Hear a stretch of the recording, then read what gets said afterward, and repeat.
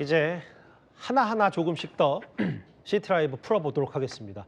바로 조금 전에 이재명 대통령이 1박 2일의 방일 일정을 마치고 귀국을 했습니다.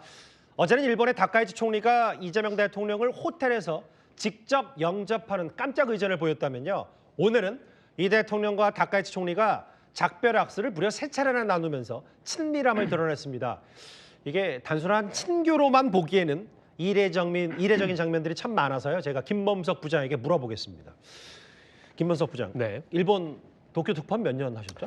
도쿄 특파원은 3년 반 했고요. 예. 거기에 앞서서 연수 1년 정도를 했습니다. 그러니까 일본에 머문 기간만 4년 반 정도 있었어요. 일본에 얼마나 거주하셨는지를 제가 왜 첫 질문을 드렸냐면 이제 화면도 만나보겠지만 일본의 총리가 외국 정상이 본인 나라 일본을 찾았을 때 저렇게까지 의전을 각별히 신경 쓴 거 보신 적 있어요? 일단 저도 처음이고요. 예. 일단 여성 총리가 이렇게 대접을 한 것도 처음 봅니다. 예. 일본에 오모테나시라는 말이 있습니다. 저도 합니다, 저 말을. 네. 예. 손님을 정성껏 대접하는 문화를 뜻하는데 예. 일본은 이를 하나의 문화로 여길 정도로 중시합니다. 그런데요. 다카이치 사나이 일본 총리 이런 점을 감안하더라도 좀 이례적이라는 평가가 나옵니다. 예. 저희가 화면을 하나씩 보여드릴 텐데요. 저게 어제잖아요. 네, 어제였습니다. 이재명 대통령이 숙소에 도착했는데 예. 다카이치 총리가 호텔 앞까지 영접을 나와서 입을 활짝 벌리고 한바구음을 짓고 90도 인사를 했습니다. 그래서 제가 일본 관계자한테 물어보니까요. 당초에는 정상회담 장소에서 이 대통령을 맞이할 예정이었는데요. 다카이치 총리가 나라현 도착 즉시 영접해야 된다면서 일정을 조정했다고 합니다. 총리 뜻이네요, 결국은. 예. 네, 맞습니다. 그리고 정상회담 장소에서도 인상적인 장면이 나오는데요. 예. 자, 태극기 앞에서 먼저 인사하고 그리고 일장기에서 인사를 합니다. 상대국에 대한 예우를 한 거죠. 예. 자, 그런데 이 장면 어디 좀 낯이 익습니다. 예. 지난해 10월 경주 에이펙 지금 보시는 대로 그러네요. 한일 정상회담 때도 똑같이 했습니다. 예, 그러니까 뭔가 상대국에 대한 예의를 이렇게 차린 거죠. 그럼 이제 오늘도 두 정상 야외 일정에서도 그 말하는 일본말 오모테나시 이걸 좀 선보였다면서요? 네, 두 정상 오늘 오전 그러니까 나라현 대표 고찰인 호류지를 방문했습니다. 예. 여기서도 굉장히 킬링 포인트들이 좀 있는데요. 자, 지금 보시면 여기 단차가 있는 곳입니다. 그래서 이 대통령한테 떨어지지 않게 좀 조심하라고 손으로 몇 번이나 안내하는 모습이 진짜 포착했습니다. 그러네요. 예. 있습니다. 예. 요것뿐만이 아니라 이제 끝나고 차를 타고 이 대통령이 이제 떠납니다. 예. 근데 이제 이 대통령을 몇 발짝 떨어져서 저렇게 거리감이 좀 있게 환송을 하는데 갑자기 저렇게 다가갑니다. 그러더니 차에 손을 넣어서 네, 아유 잘 가세요. 예. 굉장히 인상적입니다. 예. 되게 이례적이고요. 그러니까 뭐 이례적이라는 전반적인 평가와 함께 구체적으로 장면 하나 분석한 이유가 뭐냐면 네. 사실은 저 장면도이지만 더 큰 건 바로 두 정상의 드럼 합주였잖아요. 네, 맞습니다. 이게 일본의 누구 아이디어예요, 이건 드럼은? 자, 일본의 다카이치 총리의 아이디어였다고 이것도? 합니다. 네. 예. 그러니까 저도 이제 취재를 해서 안 거고 예. 마침 다카이치 총리가 자신의 SNS에도 밝혔습니다. 경주 에이펙 당시 이 대통령이 드럼을 치는 것이 꿈이라고 해서 예. 서프라이즈로 준비했다. 이렇게 자기 SNS에 이벤트의 배경을 밝혔습니다. 예. 자, 여기서 이 대통령 드럼을 치고 싶다 이 발언은 다카이치 총리가 고교 시절 락밴드에서 드러머로 활동했는데 그거를 이제 염두에 두고 에이펙 때 이제 얘기를 한 건데 예. 그거를 이제 다카이치 총리가 캐치를 한 거죠. 예. 자, 그래서 두 정상이 진짜로 각각 드럼 세트에 앉아서 합주를 했습니다. 예. 이제 좀 이따가 영상이 나올 텐데요. 예. 다카이치 총리 정말 실력이 정말 대단했습니다. 그러니까 드럼을 그냥 치는 게 아니라요. 옛날 실력을 뽐내듯이 정말 진심으로 연주를 합니다. 그러니까 잠시만요. 현장은 조금 더 살려볼 수 있을까요? 네, 감사합니다. 지금은 이렇게 이제 드럼을 치는데 예. 이 이제 다른 영상에서는 정말 진지하게 칩니다. 예. 그리고 여기서 이제 중요한 게 또 하나가 선곡입니다. 그렇죠. 예. 예, 이 두 곡을 연주를 했다고 하는데요. 예. 먼저 이제 K-팝 데모헌터스 삽입곡의 골든, 빌보드 막 9주 1위 하고 굉장히 히트곡이었죠. 그리고 우리 방탄소년단의 다이너마이트 이 두 곡을 맞춰갖고 연주를 했는데 예. 자, 무대는 일본이지만 노래는 한국 K-팝인 거죠. 예. 그래서 일본 외무성 관계자, 평소에 알고 있던 관계자한테 물어봤더니 이런 평가를 내렸습니다.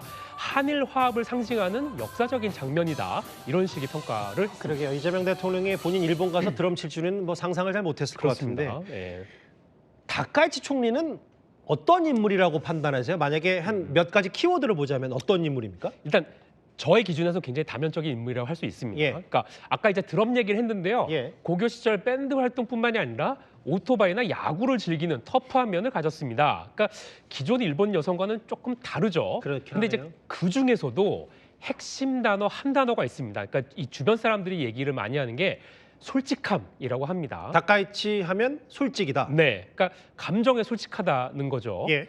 그러니까 총리직을 수행할 때도 아까 보셨듯이 오모테나시 이거 하나만 봐도 기존 이제 아베 총리나 기시다 총리와는 조금 다른 모습을 확인하실 수 있습니다. 예. 그러니까 이번에 이재명 대통령뿐만이 아니라요. 3달 전에 트럼프 미국 대통령 방일 때도 마찬가지였습니다. 저 장면 기억나요? 네, 예. 요코스카 미군 기지에서 트럼프 대통령이 다카이치 대단하다 이러고 칭찬하니까 자리에서 저렇게 풀짝풀짝 뛰는 모습을 보였습니다. 근데 저게 사실은 총리 된 지 한 일주일도 안 됐을 때 모습이어서 더 사실은 인상적이었거든요. 네, 정말 총리가 막 됐을 때 모습이고요. 예. 그리고 또 트럼프 대통령하고 팔짱을 끼면서 저 사진 저런 모습도 보였는데요. 예. 일본 내에서도 솔직하고 파격적이다 이런 평가도 있고 총리로서 좀 무게감이 없다, 과하다 이런 비판도 나옵니다. 예. 그래서 감정에 솔직하다 보니까 중의원 시절에는 더 그러니까 센 발언, 직설 화법으로 논란의 중심에 서는 경우도 있었습니다. 예. 대표적으로 하나를 좀 꼽아왔는데요. 예. 초선 의원 시절 30년 전입니다. 식민 지배에 대해 사과하는 그 무라야마 다마, 이 무라야마 당시 총리가 예. 이게 얘기를 하니까 왜 멋대로 사과하냐라면서 이 국회에서 직격하는 모습이 있었는데요. 예. 한번 같이 보시겠습니다. 何が過ちなのかこの辺が明確に見えないとですね代表して謝ってもらっちゃ困ると私は思うわけでございます。 그 이제 다카이치 총리가 초선 의원 시절에 저렇게 네. 얘기했던 캐릭터가 분명했어요. 저 때만 네, 해도. 지금도 그렇지만. 네.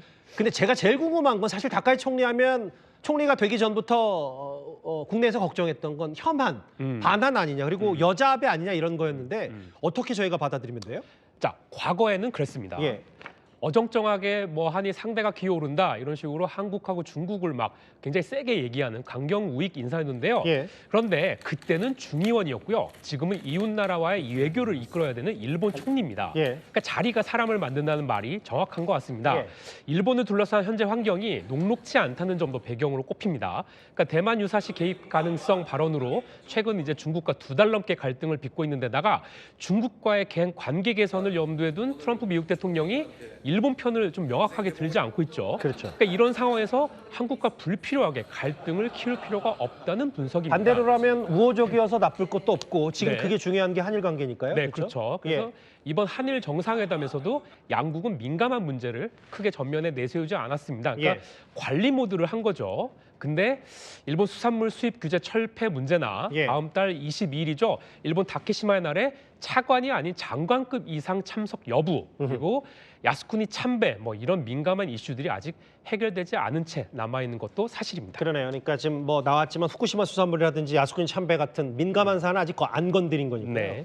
김범석 부장 이게 아까 뭐 일본 내에서의 다카이치 총리의 평가도 뭐 과하다, 무게감 없다라는 평가도 있지만 제가 듣기로도 지지율이 꽤 높은 것 같아서 네. 이 정도면 일본 내에서 영향력도 막강하고 다음 목표도 뭐 총리로서 좀 더 길게 갈 가능성도 있는 겁니까 그러면? 네, 이것도 다카이치 스타일로 솔직하게 오늘 밝혔습니다. 사실 일본에서는 지금 한일 정상회담보다 더 빅뉴스로 보도되는 게 다카이치 총리의 중의원 해산 결심입니다. 예. 그러니까 간단히 말해서 국회를 해산하고 선거를 다시 하는 겁니다. 예. 그러니까 한일 정상회담이 끝나자마자 도쿄로 들어와서 집권 여당 자민당에 이를 통보했다고 오늘 속보로 나왔는데요. 밖으로는 외교 일정하고 사실 안으로 제일 중요한 게 저거였네요. 그럼 다카이치 총리에서는. 맞습니다. 그래서 지금 자민당 단독 의석수가 절반도 안 되고 예. 연립 여당인 일본 유신회를 합쳐야 예. 겨우 과반이 넘는 상황입니다. 한석. 예. 그래서 여기서 선거를 다시 치러서 의석수를 늘리겠다는 거죠. 예. 그래서 이제 아까 말씀드린 대로 지지율이 70%가 넘는 데다가 예. 야당이 다카이치 내각을 제대로 견제하지 못하는 상황에서 예. 의석수까지 대폭 늘려서 정권 장악력을 높이겠다는 계산입니다. 다카이치 총리의 캐릭터를 좀 전반적으로 이해할 수 있는 이번에 1박 2일의 한일 정상회담이었는데 일단은 극진한 의전과 이 환대를 받았지만 앞으로 또 한일 관계가 어떻게 될지는 그 환대와는 별개로 잘 지켜봐야 될 것 같습니다. 김범석 부장관은 여기까지였고요. 일단 일본 얘기는 정리를 해보도록 하겠습니다. 다카이치 총리가 90도로 허리를 굽혀 인사합니다. 자, 지금 서 있는 곳은 이재명 대통령의 숙소입니다. 호텔 측 관계자 영접이 예정돼 있었지만 총리가 직접 영접하는 것으로 격상이 된 겁니다. 일본 총리가 자국을 방문한 외국 대통령을 숙소에서 직접 영접하는 것은 이례적인 일이라고 합니다. 다카이치 총리의 배려는 정상회담 때도 이어졌습니다. 양국의 국기 앞에서 일장기보다 태극기에 먼저 목례를 하는 모습을 보여준 겁니다. 이렇게 말이죠. 이건 굉장히 이 예우를 갖춘 거죠, 우리에게. 상석인 오른쪽 자리는 우리 대통령에게도 양보했습니다. 회담을 끝냈을 때에도 태극기에 목례를 먼저 하고 빠져나갔습니다. 굉장히 이 예우를 갖춘 겁니다. 이렇게까지 할 기대는 못했는데 드럼 애호가로 유명한 다카이치 총리는 대통령에게 드럼 스틱을 선물하기도 했고요.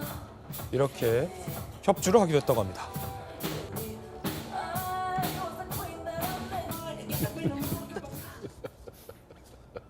일본이 이러는 이유가 있죠. 예뻐서 그렇다기보단 지금 중국과 엄청난 갈등을 겪고 있지 않습니까? 그럼 지리적으로도 그 가운데가 우리나라, 그리고 경제, 산업, 문화, 군사, 안보 모든 것이 대한민국의 협조를 기대해야 하는 입장이기 때문에 중국도 우리나라에게, 일본도 우리나라에게 협조를 좀 요구하고 있는 건 아니겠습니까? 그런 측면에서 참 지금 대한민국의 부군이 2026년 들어서 참 좋은 것 같습니다.